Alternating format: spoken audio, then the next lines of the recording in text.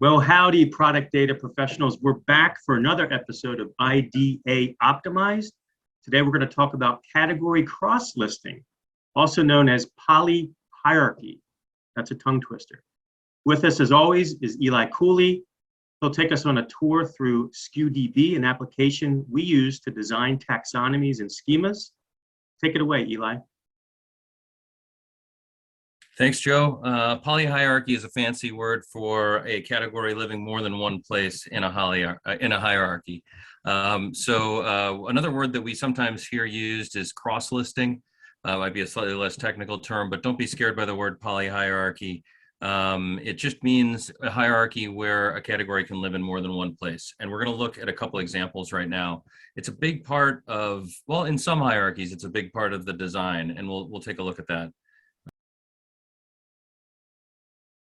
We're going to start by looking at SKUs.com, and this is a hierarchy that our team at Industrial Data Associates builds as a demonstration site and as a place to test out ideas and concepts and to just practice designing taxonomies. And one of the elements of SKUs.com is that it has a polyhierarchy. And I'll show you an example. So if I go under adhesives here and I look at tapes, I will see here that I have a category called drywall tape. That's right here. Now, I can actually find drywall tape more than one place. So somebody might be looking in the adhesives and then tapes, and they might find it that way. If I go back to the home page, I'm going to go a different way. I'm going to go down building supplies, and from building supplies, I'm going to look at drywall, and drywall, I'm going to look at drywall and actually drywall tools, and then within drywall tools, I have compound tools. I'm way down in the hierarchy here. And here's drywall tape again. So someone's is looking for compound tools in the context of drywall tools. And here we've cross-listed drywall tape. They'll find it here as well. So that's just one example. And what this allows us to do is oftentimes there's a primary home for these categories. So drywall tape, its primary home, I think, is actually here in building supplies, and then it's cross-listed or polyhierarchied or whatever you want to call it over to the adhesives category as well under tapes. I'm going to toggle over to the back end of this hierarchy. So we're going to look at the data management environment where we maintain this hierarchy, and it's a slightly different look, but these are the same categories. And you can see here this blue X next to drywall tape. That means that it's a cross list. So I'm in the adhesive section, and then I go into tapes, and there's drywall tape. And its primary home is over here in building supplies. So this is a way you can see here that I can manage this category under building supplies. That's its primary home.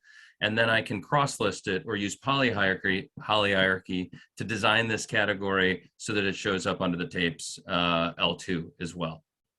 Now, this is very useful because I don't have to, there's a different paradigm for e-commerce taxonomies, which is some taxonomies don't have polyhierarchy. They have what we call multi-classification.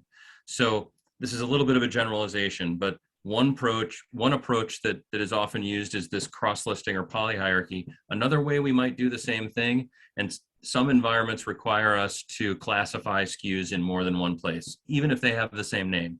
So we would just have another drywall tape category here with a different ID, and we might classify different items to it. So those are two very important concepts in the design of hierarchies. It's multi-classification and polyhierarchy. And sometimes you have both going on. Sometimes you have one or the other. That's very often the case. And sometimes you don't have either. So it really depends on the hierarchy that you're working with. Most e-commerce hierarchies that we see today, though, do have some notion of polyhierarchy.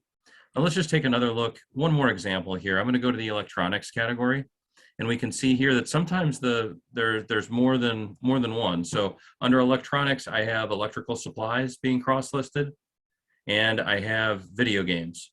So it's reasonable that somebody would find video games and would expect to find electrical supplies under electronics, even though that's not their primary home. If I go over to the electrical category, which is very similar to electronics but different, I can see I've cross-listed electronics over here.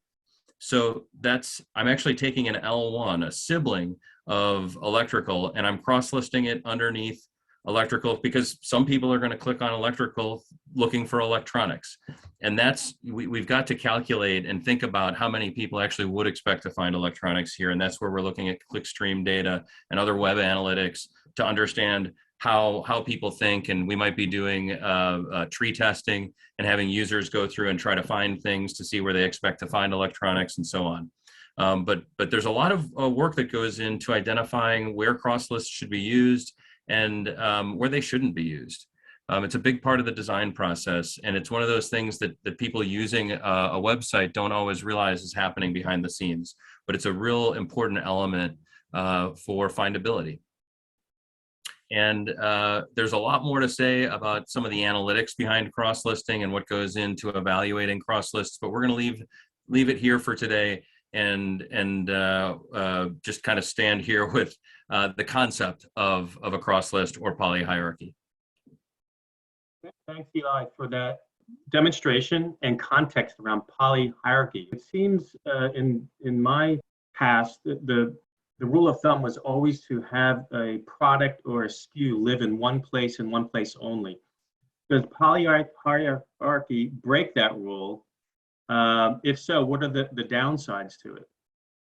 Yeah, polyhierarchy is the great question. Polyhierarchy is very much a design concept that's related to, I would say, e-commerce or web hierarchies, where people are searching for things and navigating. When you talk about what we would call a back-end hierarchy or a data management or an attribute management hierarchy, sometimes people would call this the PIM hierarchy or the master attribution hierarchy. There's typically a hierarchy that stands behind this or upstream from here, where a SKU really does live in one and only one place.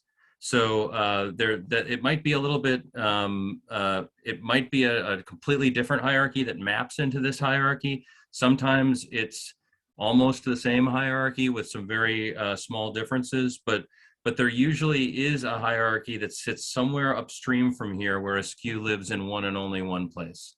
And that would, but that would typically not be a web hierarchy. Great stuff. All the more reason to have a well-intentioned design that goes into your product data. Thanks again, Eli. That concludes today's episode of IDA Optimize. Remember to like, share, and comment, and we'll see you on the next session. Thanks, Joe.